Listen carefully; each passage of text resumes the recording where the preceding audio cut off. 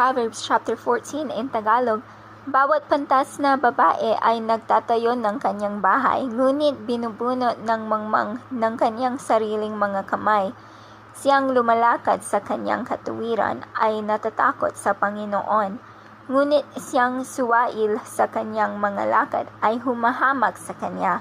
Sa bibig ng mangmang ay may tungkod ng kapalaluan, ngunit ang mga labi ng pantas ay mga iingat ng mga yaon. Kung saan walang baka, ang bangan ay malinis, ngunit ang karamihan ng bunga ay nasa kalakasan ng baka. Ang tapat na saksi ay hindi magbubulaan, ngunit ang sinungaling na saksi ay nagbabadya ng mga kasinungalingan. Ang manglilibak ay humahanap ng karunungan at walang nasusumpungan, ngunit ang kaalaman ay madali sa kanya na nag-uunawa. Paroon ka sa harapan ng taong mangmang at hindi mo mamamalas sa kanya ang mga labi ng kaalaman. Ang karunungan ng mabait ay makaunawa ng kanyang lakad, ngunit ang kamangmangan ng mga mangmang ay karayaan. Ang mangmang ay tumutuya sa sala, ngunit sa matuwid ay may mabuting kalooban. Nalalaman ng puso ang kanyang sariling kapaitan, at ang taga-ibang lupa ay hindi nakikialam ng kanyang kagalakan.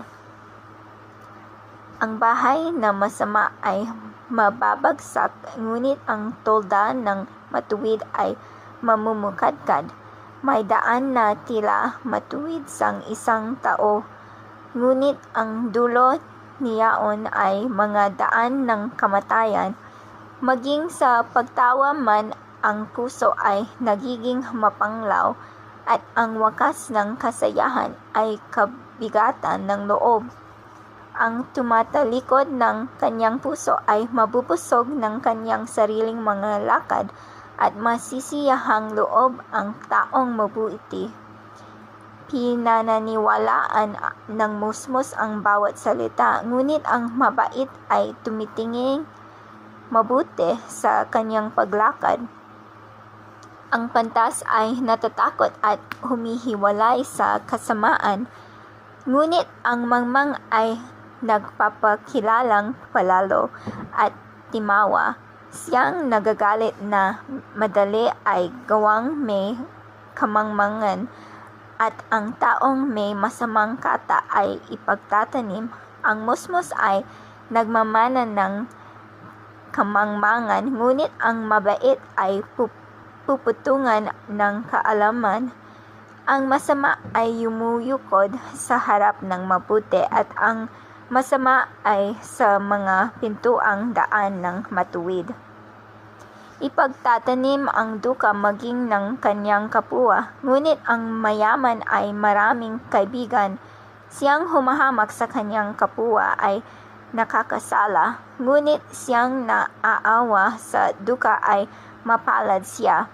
Hindi ba sila nakakamali ng kumakatan ng kasamaan, ngunit kaawan at katotohanan ay sasa kanila na nagsisikata ng mabuti. Sa lahat ng gawin ay may pakinabang, ngunit ang tabil ng mga labi ay naghahatid sa karalitaan. Ang putong ng mga pantas ay ang kanilang mga kayamanan, ngunit ang kamangmangan ng mga mangmang ay kamangmangan lamang. Ang tapat na saksi ay nagliligtas ng mga tao, ngunit siyang nagsasalita ng mga kasinungalingan ay nagdaraya. Sa pagtakot sa Panginoon ay may matibay ng pagkakatiwala, at ang kanyang mga anak ay magkakaroon ng dakong kanlungan. Ang pagtatakot sa Panginoon ay bukal ng kabuyahan, upang humiwalay sa mga silo ng kamatayan. Nasa karamihan ng bayan ang kaluwalhasyan ng hari, ngunit nasa pangangailangan ng bayan ang kapahamakan ng Pangulo. Siyang makupad sa pagkagalit ay may dakilang pag-uunawa, ngunit siyang madaling magalit ay nagbubunyi ng kamangmangan. Ang tiwasay ng puso ay buhay ng katawan, ngunit ang kapanagilian ay kabulukan ng mga buto. Siyang pumipigati sa duka ay humahamak sa may lalang sa kanya, ngunit siyang naaawa sa mapagkailangan ay napaparangal sa kanya. Ang masama ay manahagi sa kanyang masamang gawa, ngunit ang matuwid ay may kanlungan sa kanyang kamatayan. Karunungan ay napapahinga sa puso niya na may pag-uunawa, ngunit ang nasa loob ng mga mangmang ay nalalaman. Ang katuwiran ay nagbubunyi ng bansa, ngunit ang kasalanan ay kakutyaan sa alimang bayan.